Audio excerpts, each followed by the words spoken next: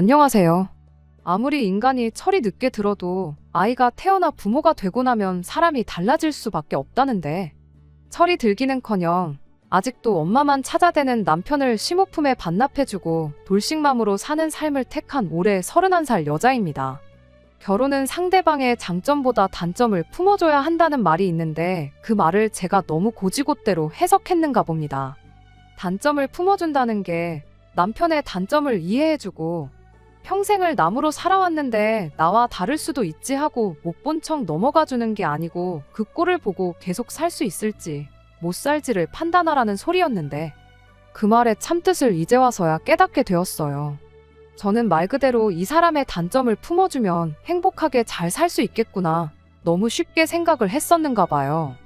이미 이혼까지 한마당에 이제 와서 뒤늦게 후회해봐야 아무 소용없는 거 알지만 그래도 제 속이나마 한번 후련해보고자 이렇게 사연을 적어 보내게 되었습니다.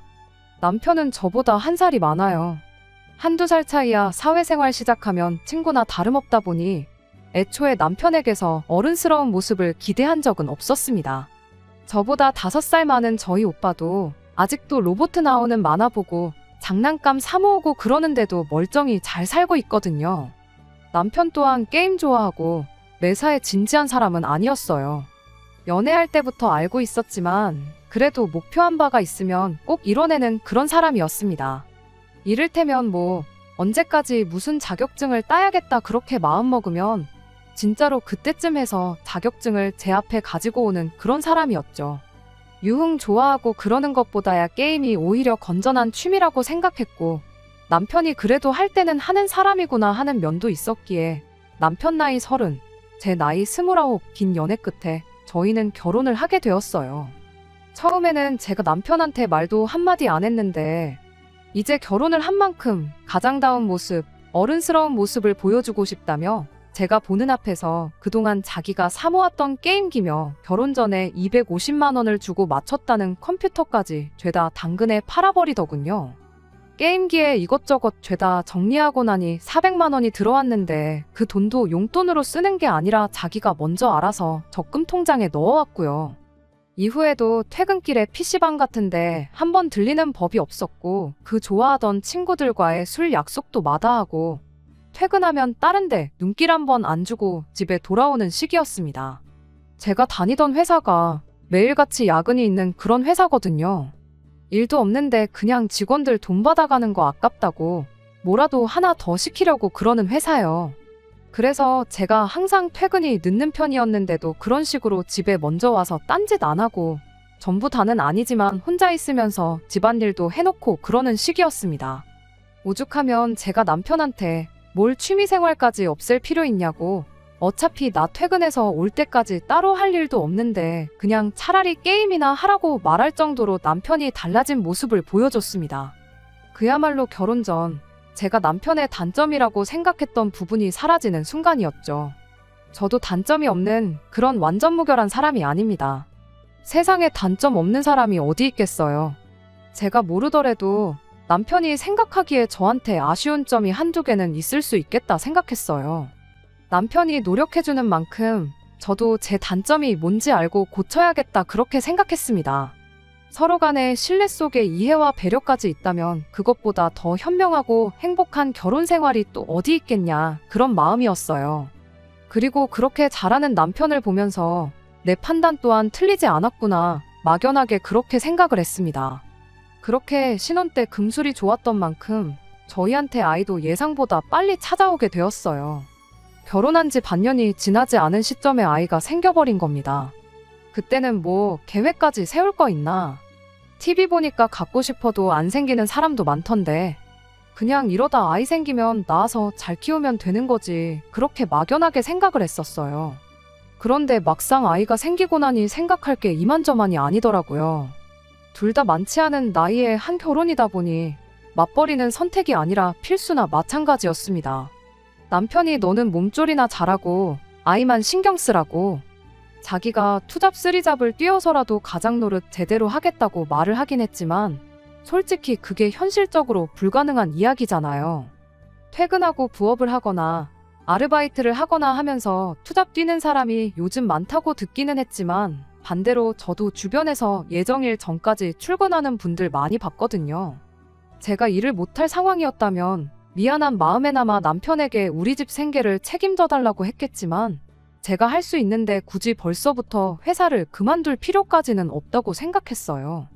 그렇게 저는 계속 출근을 이어갔고 그러다 언젠가 혼자서 계산기를 두들겨 본 적이 있는데 아이 태어나고 나서도 사실 집이 정상적으로 돌아가려면 결국 제가 일을 꼭 해야만 하는 상황이더라고요. 그래서 아이가 태어나면 육아휴직 3개월 끝날 때까지만 제가 돌보고 그 이후에는 바로 영아반이 있는 어린이집에 보낼 계획이었습니다. 육아휴직 1년을 쓰는 방법도 있었지만 솔직히 회사가 그런데 너그러운 편이 아니고 실제로 이 회사에서 육아휴직 사용하면 평생 승진은 물 건너간 것과 마찬가지라며 버티고 버티다가 다른 회사로 이직해 나간 직장 선배분도 있었어요.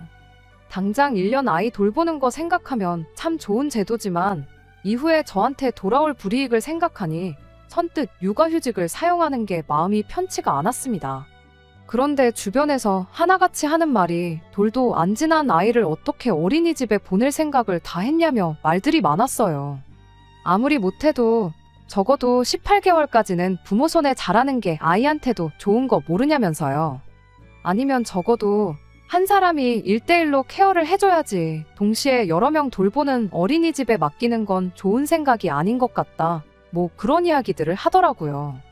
출산휴가 끝나면 바로 복직을 할 예정이었는데 그런 말을 들으니 또 다시 고민이 생기는 거예요. 아이를 위해서라면 최대한 제가 돌볼 만큼 돌보는 게 맞는데 또 결국 제가 직장을 유지하고 오래 다니는 게 장기적으로 보면 아이를 위한 일이기도 했으니까요. 하루는 육아휴직을 할까? 하루는 그냥 출산휴가만 쓰고 복직을 할까? 그렇게 고민만 하다가 결국 어떤 결론도 내리지 못하고 시간이 지나 아이가 태어나게 되었습니다. 그때쯤엔 그래도 출산휴가 끝나자마자 복직을 하는 쪽으로 마음을 굳히고 있었는데 막상 아이가 태어나니까 3개월 지나서 어린이집에를 보내자니 그게 맘처럼 안 되더라고요.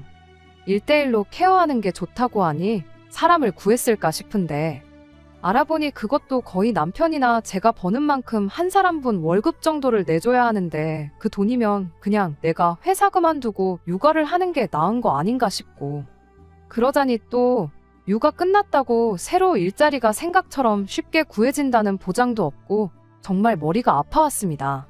그렇게 하고 싶지는 않았지만 결국 친정어머니 손을 빌리기로 했어요. 친정집이 저희 살던 집에서 거리가 꽤 되었거든요. 그래서 그 방법은 정말 최후의 최후까지 가서 택할 생각이었는데 결국엔 그 수 말고는 답이 없었습니다. 친정어머니께서는 오며 가며 거리가 너무 멀어서 힘들겠다고 난색을 표하셨어요. 하기야 아무리 지하철이 다닌다고 한들 한 번 갈아타고도 1시간이 더 넘게 걸리는 거리거든요. 왕복으로 치면 2시간인데 그런데 저희가 뭐 자가용이 있는 것도 아니라 출퇴근길에 오며 가며 아이를 내려주고 태우러 오고 그럴 상황도 아니었거든요. 그러다가 생각난 게 그럼 아예 친정어머니가 주중에는 우리 집에 머무시면서 아이를 봐주시면 되는 거 아닌가 그런 생각이 들었습니다. 친정어머니께서도 그렇게 하면 겸사겸사 저희 집안일도 도와주시고 남편 저녁밥도 챙겨주겠다고 좋다고 하셨어요. 말씀드렸다시피 저희 회사가 퇴근이 늦은 편이라 제가 집에 오면 항상 저녁 8시는 되었거든요. 저야 저녁 식사가 회사에서 따로 나왔다 보니 6시에 그거 먹고 일할 만큼 하다가 퇴근하는 시기였는데 그 덕에 남편은 항상 저녁을 혼자서 먹어야 했어요. 그런데 남편은 밥 혼자 먹는 건 궁상 맞아 보여서 싫다고 항상 끼니를 거르거나 아니면 간단하게 집에 오는 길에 햄버거 사가지고 와서 대충 때우는 시기였습니다. 원래도 게임하면서 먹기 편하다고 결혼 전에도 식사보다는 햄버거를 더 선호하는 편이었어요. 결혼하고 나서 가장으로서 책임감에 달라진 모습을 보여주긴 했지만 밥을 혼자 먹기 싫어하는 그 버릇만큼은 도무지 고쳐지지가 않았습니다. 암만 요즘 햄버거가 가장 가성비가 좋은 한 끼라고는 하지만 남편은 햄버거 하나만 먹으면 배가 안 부르다며 햄버거도 2개씩 사 먹고 그랬거든요. 그 덕에 매 끼니마다 10,000원에서 15,000원, 많게는 20,000원씩 나가는 게 솔직히 제 입장에선 조금 부담이 되는 건 사실이었습니다. 그렇다고 아침도 안 챙겨 먹는 인간한테 매달 햄버거 값으로 나가는 돈 2, 30만 원이 아깝다고 혼자 안 먹을 거면 차라리 밥을 굶어라 하고 할 수도 없는 노릇이었지요. 냉장고에 밑반찬이며 그런 게 없는 것도 아닌데 밥도 즉석밥 잔뜩 사다 놓았는데 그거 대충 차려서 챙겨 먹으면 참 좋으련만. 설령 끼니를 거르더라도 자기는 죽어도 혼자서는 밥을 먹지 않겠다는 그 고집을 도무지 꺾을 수 없던 게 문제였어요. 그나마 아이 태어나고 제가 출산 휴가와 육아휴직을 하는 동안은 같이 저녁 식사도 챙겨주고 그랬는데 제가 복직을 한다면 다시 원래대로 돌아올 거라는 건 안 봐도 뻔한 일이었습니다. 그런데 친정어머니께서 그런 남편 저녁까지 챙겨준다 하니 감사하기까지 할 지경이었죠. 하지만 한편으로는 마음이 쓰이기도 했어요. 저희 집에 머물게 되신다면야 오며 가며 교통비 얼마 굳기는 하겠지만 집안일도 도와주신다 하고 애까지 봐주시겠다는데 자식된 입장으로 맨입으로 그냥 넘어가기에는 도리가 아니다 싶었습니다. 하지만 그렇다고 도우미분을 고용했을 때 나가는 만큼 드릴 여력도 안 되었고요. 여력이 됐으면 친정어머니가 아니라 그냥 맘 편하게 사람을 썼을 테니까요. 그래서 제 나름대로 절충해서 그렇게 해주시면 매달 100만 원씩은 드리겠다고 했습니다.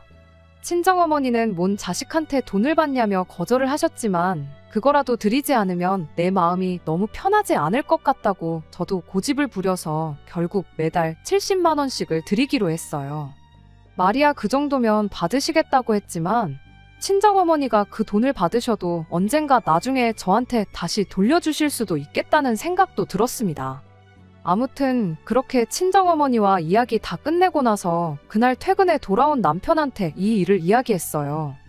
그런데 남편은 돈 얼마 드리기로 했다는 이야기도 꺼내기 전에 아주 질색을 하면서 장모님하고 같이 살라는 게 무슨 소리냐고 절대로 그러기 싫다고 고집을 부리더라고요. 자기 퇴근하고 나서 제가 퇴근할 때까지 거의 2-3시간 차이가 나는데 친정어머니 그러니까 장모님하고 어떻게 단 둘이 있겠냐는 겁니다. 왜냐고 물었더니 저보고 입장 바꿔 한번 생각해보래요. 너는 우리 엄마랑 단둘이 2시간 집에서 있으라고 하면 있을 수 있겠냐면서.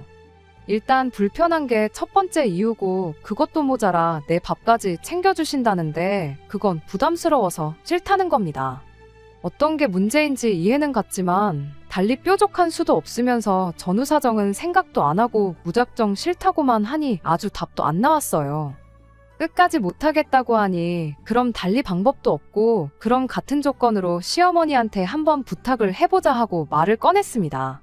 장모님이라면 불편하겠지만 남편도 자기 어머니인 시어머니가 그렇게 해주면 불편할 것도 없고 괜찮을 거 아니겠나 싶었거든요. 그런데 남편이 대번에 우리 엄마가 잘도 그렇게 해주시겠다며 절대 그런 거 해주실 위인이 아니니 물어볼 생각도 말라고 헛물 켜지 말고 꿈 깨라는 식으로 말을 하더군요. 당장 자기 대학교 들어가자마자 대학생이면 성인이니 네 앞가림은 스스로 하라고 한마디 하고는 그때부터 자식인 남편 밥도 제대로 안 챙겨주셨던 분이셨대요. 자기가 햄버거를 좋아하게 된 것도 그 때문이랍니다. 그럼 혼자 밥 먹는 게 익숙한 거 아니냐 했더니 그때 그렇게 혼자서 밥 먹는 게 싫어서 혼자 먹을 때는 무조건 햄버거만 먹게 되었다나요. 아무튼 안 그래도 시어머니가 작년부터 해서 골프에 취미까지 붙여가지고 시간 나면 평일이고 주말이고 스크린 치러 다닌다고 시아버지 밥도 잘 안 챙겨주신답니다. 아버지도 안 챙기는데 잘도 우리 애를 봐주시겠다고 하겠다며 말을 딱 잘라버리는데 그 반응을 보자마자 솔직히 실망스러운 마음이 가장 컸던 것 같아요. 애를 뭐 저 혼자 키우는 것도 아닌데 이런 고민을 왜 나 혼자 하나 싶고 거절당할 거 이미 알고 있더라도 한번 물어는 봐볼 수 있는 거 아니겠나요? 시도도 안 해보고 그냥 우리 엄마는 안 해줄 걸 하고 그렇게 잘라버리는 그 태도에 실망이 이만저만이 아니었습니다. 결국 그렇게 상황은 도로 원점이 되고 말았네요. 그렇게 다시 처음부터 고민을 하던 중 차라리 이참에 새 직장을 알아보는 것도 낫겠다 싶었어요.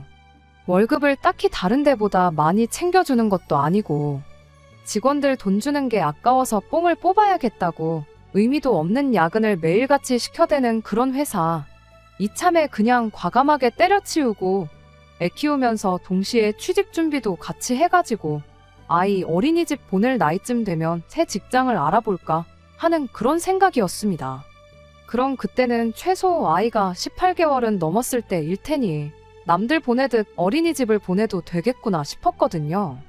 나름 고민을 해서 이야기를 했는데 남편이 그럴 거면 일단 지금 다니는 회사에 육아휴직 신청을 해서 받아먹을 수 있는 거 다 타먹고 복직한 다음에 바로 퇴사를 하라고 하더라고요. 꼼수 같기는 하지만 어차피 회사도 나라에서 보조금이 나오니까 손해보는 거 없는 거라고 남들도 다들 그렇게 하고 있고 불이익도 없다더라면서요. 설령 진짜로 아무 불이익이 없을지라도 저는 개인적으로 그게 마음에 걸리더라고요. 육아휴직 다 쓰고 복직해서 돌아오자마자 퇴사한 기록을 남기는 게 솔직히 새 직장을 구할 때 문제가 된다면 될 수도 있겠다 싶어서 내키지가 않았어요. 그럼 또 남편이 그렇게 싫으면 네 발로 관두지 말고 회사에 잘라달라고 하라는 겁니다. 그럼 실업급여 신청 자격이 된다고요. 그런데 그 또한 내키지가 않았어요. 복지제도라고 하지만 솔직히 남편이 말한 방식대로 하면 편법이나 마찬가지잖아요. 회사에서 이제 막 출산휴가 복귀한 저를 잘라달라고 해서 잘라줄지도 의문이었고 잘리면 또 잘린 대로 그 기록이 같은 이유로 새 직장 구할 때 불이익이 되지는 않을까 하는 생각에 그것마저 싫다고 했습니다.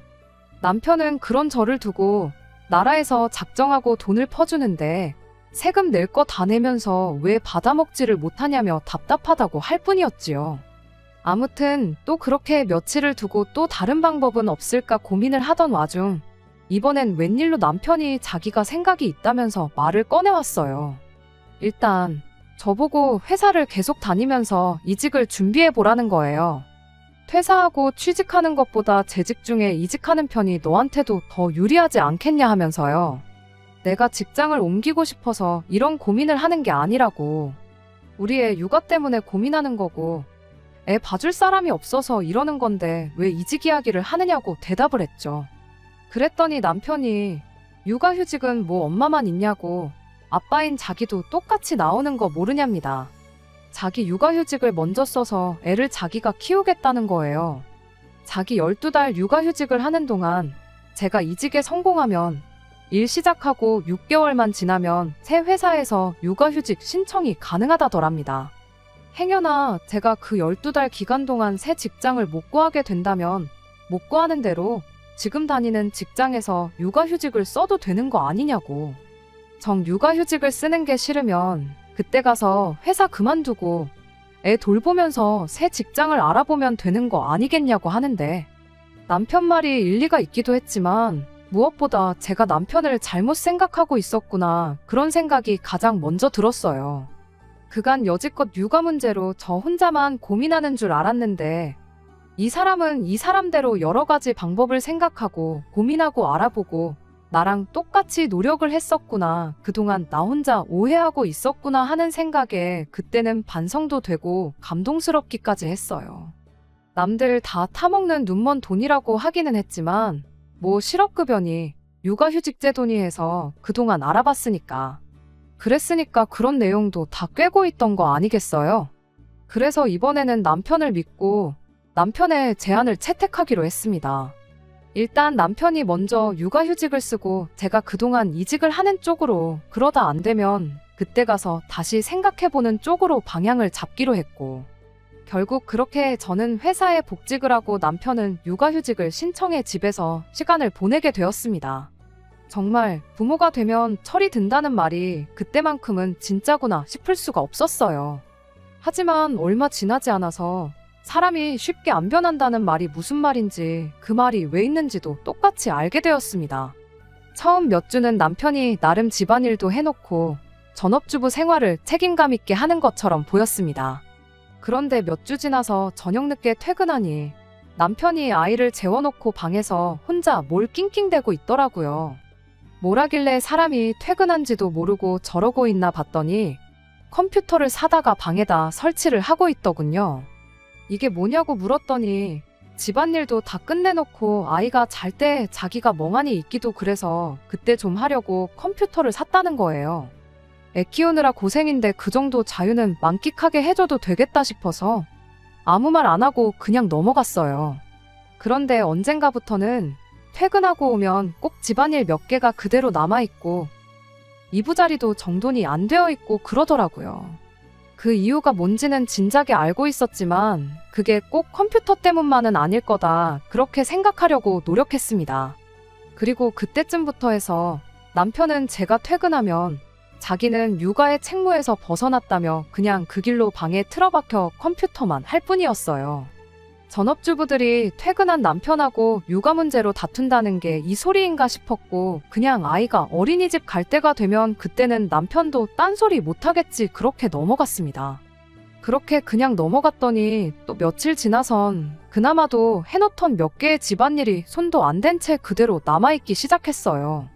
보다 못한 제가 남편한테 대체 이게 뭐 하자는 거냐고 따져 물었어요.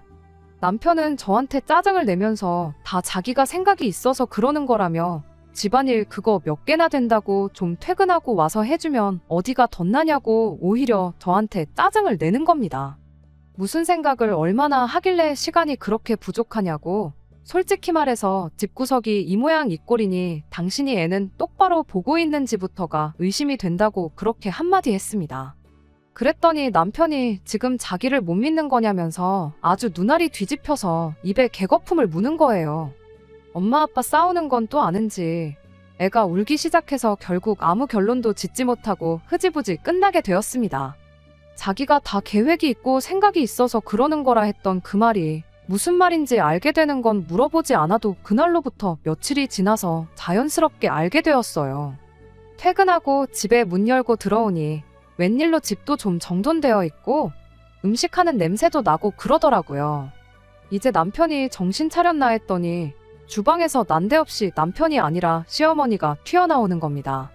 골프 치러 다니느라 바쁘실 분이 여긴 어쩐 일인가 싶었는데 그제서야 주섬주섬 남편이 방에서 그 무거운 몸을 이끌고 기어나오더라고요. 머리는 아주 떡이 져가지고 아침에 입고 있던 옷 그대로 입고 있는 꼴을 보아하니 씻지도 않고 방에 틀어박혀 있었구나 싶었어요. 이게 무슨 상황인지 묻기도 전에 시어머니가 먼저 입을 열더군요. 아들한테 이야기 들었다고 너 니네 엄마 이 집에 살게 하면서 애 봐주게 할 생각이었다지? 하면서 엄마를 집에까지 들여서 부려먹겠다는데 맨입으로 부려먹을 건 아니었을 테고 애 봐주는 거 내가 대신 할 테니 달에 200만 원씩만 달라고 하는 겁니다. 누가 들으면 나한테 돈을 맡겨놓은 줄 알겠다 싶을 정도로 당당하게 말이죠. 그러면서 한다는 소리가 몇 달 바짝 벌어가지고 그 돈으로 골프나 치러 다니겠다 하는데 어이가 없어서 친정어머니한테 아이 돌봐달라고 부탁한 것도 맞고 그동안 이 집에서 지내시기로 한 것도 맞지만 돈은 매달 70만 원씩 드리기로 했다고 말을 했어요. 시어머니는 거짓말하지 말라며 제 말을 안 믿는 눈치였습니다. 어디서 시어머니를 속일 생각을 하냐고 세상에 누가 그 돈 받고 애를 봐주겠다 하고 그 돈 주고 애를 봐달라고 할 생각을 하겠냐면서 가족끼리 그 사이가 가까울수록 돈 관련된 건 확실하게 해야 한다는 소리를 하더군요. 200만 원도 사람 쓰는 거보다 싸게 해주는 거라고 생색을 내는데 참 할 말이 없어서 그냥 그 길로 남편 끌고 방으로 들어가서 이게 무슨 상황인지 설명이나 좀 해보라고 했습니다.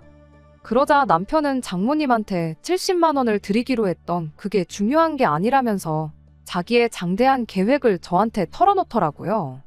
자기가 게임 유튜버가 되겠답니다. 자기가 그동안 집에 있으면서 보니까 유튜버 하는 사람들 게임하면서 말 몇 마디 떠들고 돈은 웬만한 월급쟁이들의 몇 배씩을 벌어간다나요. 좋아하는 일 하면서 돈도 벌고 집에 있어도 되니까 애도 키우고 그야말로 지금 우리 상황에 이것보다 좋은 게 없다는 거예요. 그런데 그러기 위해선 당장 구독자도 모아야 하고 게임도 해야 되고 그러니 애를 볼 시간이 없을 것 같아 시어머니를 집에 모셔온 거랍니다. 당장은 없는 상황에 돈 들이는 게 아깝다고 생각이 들지는 모르겠지만 이게 잘만 풀리면 시어머니한테 200만 원을 줘도 많이 주는 게 아니라는 거예요. 어이가 없어서 네가 뭐 프로게이머들처럼 게임을 남들보다 월등히 잘하는 것도 아니고 그렇다고 방송하는 사람들처럼 입담이 좋은 것도 아닌데 잘도 누가 네 방송을 보겠다고 쓸데없는 소리 하지 말라고 했습니다. 그랬더니 남편이 지금이 아니면 기회가 없다고 하는 거예요.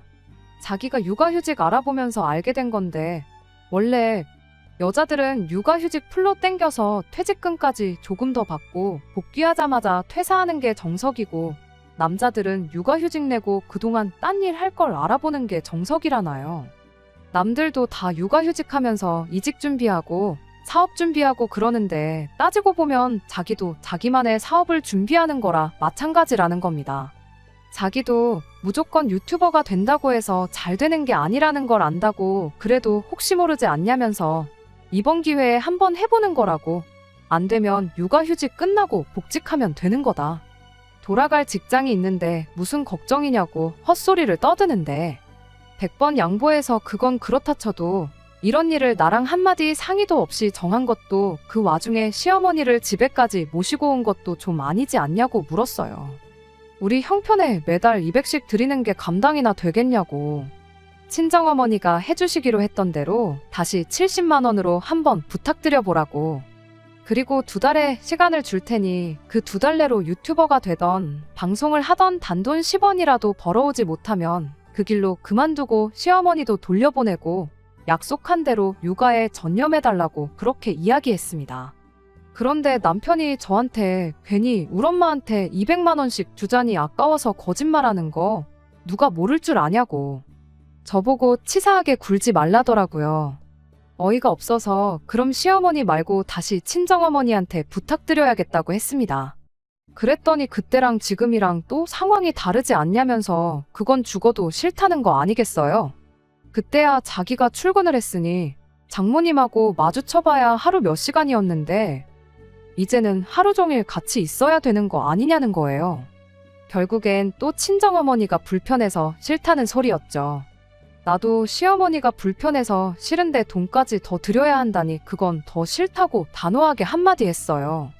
무엇보다 당신이 애 키우겠다고 해서 내가 복직하고 당신이 육아휴직을 냈던 거 아니냐고, 계속 그렇게 싫다고만 할 거면 유튜버고 나발이고 하지 말고 그냥 하기로 했던 대로 집에서 애나 똑바로 보라고 했습니다. 그런데 저희 대화 내용을 시어머니가 방문에 귀를 대고 다 듣고 있었나 봐요.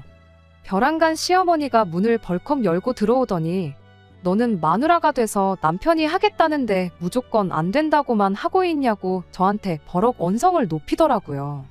내조라는 말도 못 들어봤냐고, 열심히 해보라고 응원은 못 해줄 망정, 이제 시작하는 애한테 무조건 안 된다고만 하고 있느냐고 하면서요. 그래서 제가 시어머니한테 한마디 했어요. 이 사람이 집에서 애 키우고 돈은 내가 나가서 벌어오는데 내조는 무슨 내조냐고. 이 사람이 쓸데없이 집안 재산지 엄마한테 퍼줄 생각 안 하고 얌전히 애나 보는 게 진짜 내조 아니겠냐고 그렇게 한마디 했어요. 그랬더니 이젠 남편이 자기는 육아휴직 중이니까 매달 돈 들어오는 게 있지 않냐는 소리를 하더라고요. 그래서 남편한테도 한마디 해줬어요. 그러니까 그 돈을 지금 네 엄마한테 다 준다고 하는 거지 않냐고. 그럼 월 수입이 없는 건데 내가 쓸데없는 걸로 스트레스 안 받게 더더욱 내조를 해야 하는 거 아니냐고 했죠. 그랬더니 아무 말대꾸도 못하고 가만히 있더라고요.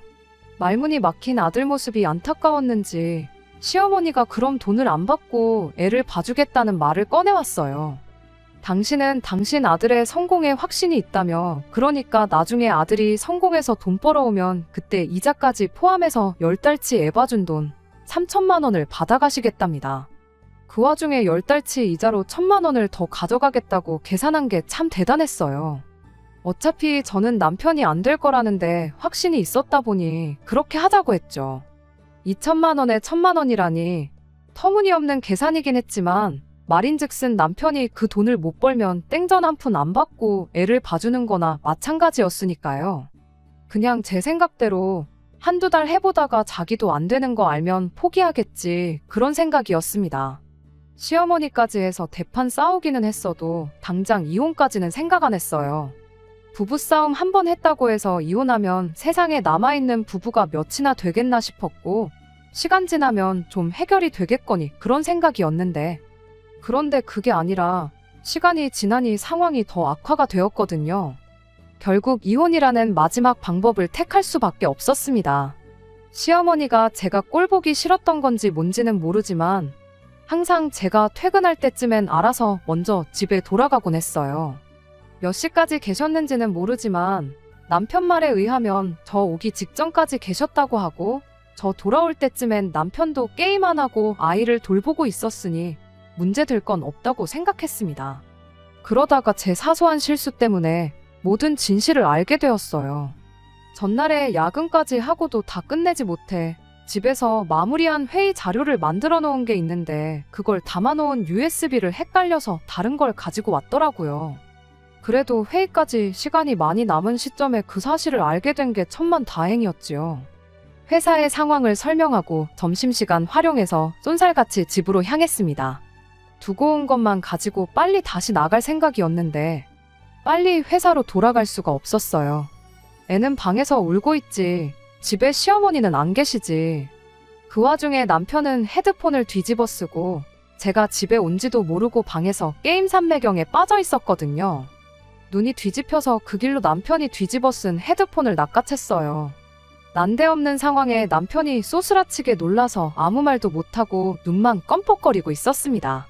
이게 무슨 상황이냐고 시어머니는 또 어디 가신 거냐고 따졌습니다.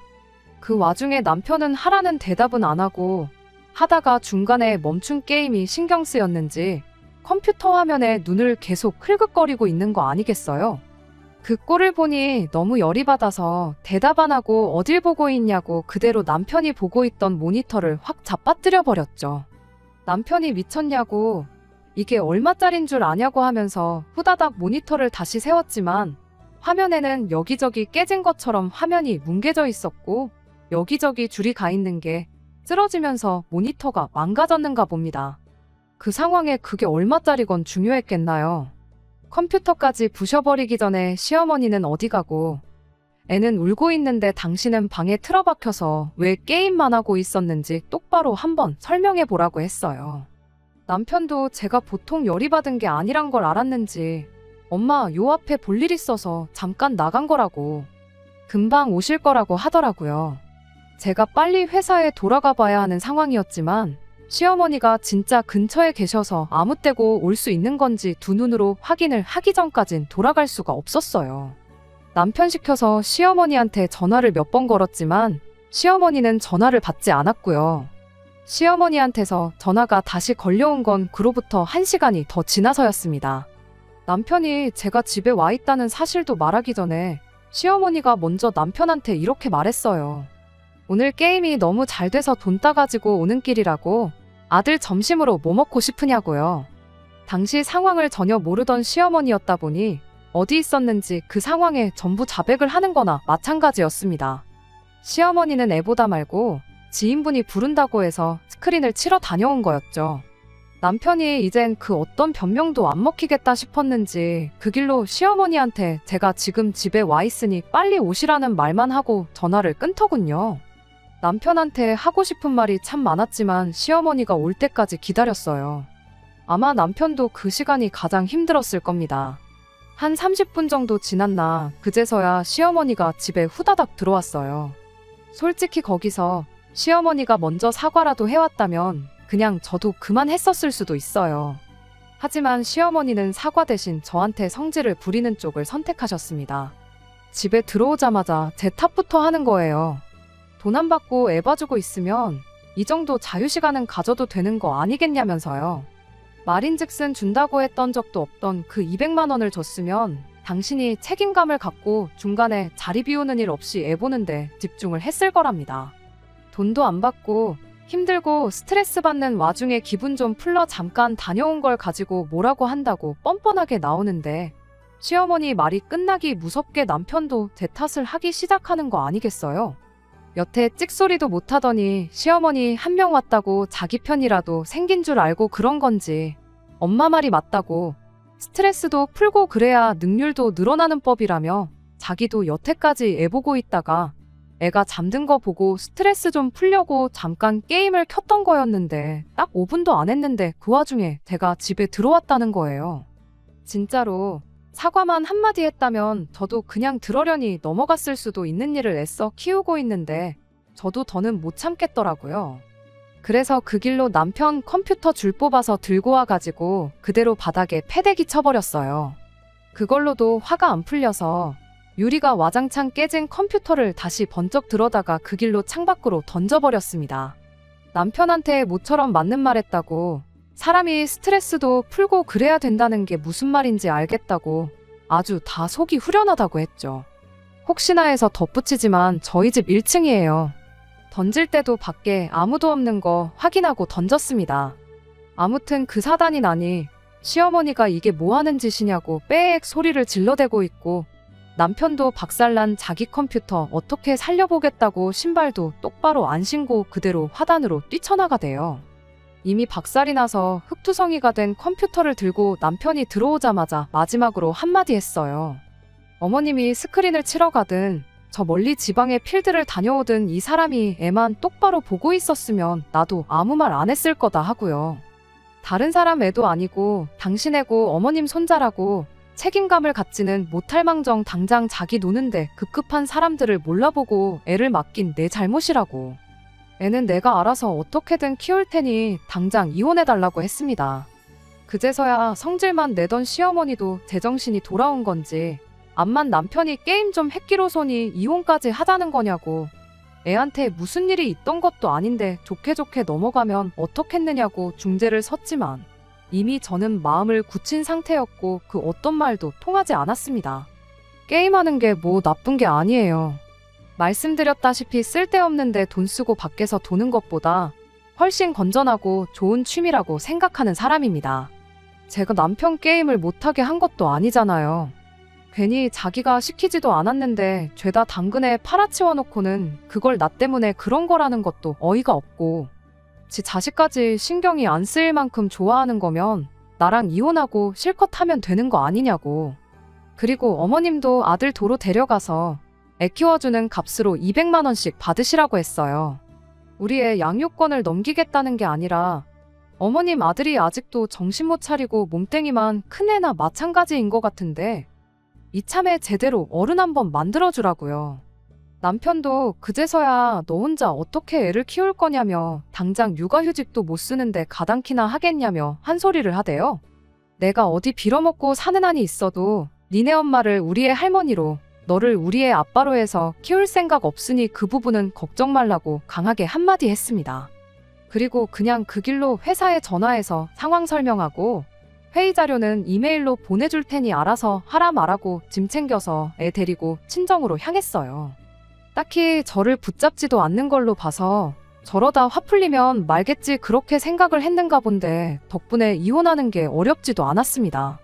그 와중에도 남편은 유튜버의 꿈을 접고 싶지 않았는지 망가진 컴퓨터 고쳐다가 육아휴직 남은 기간 꽉꽉 채워서 남은 8개월을 전부 게임하는데 쏟아부었나 봐요.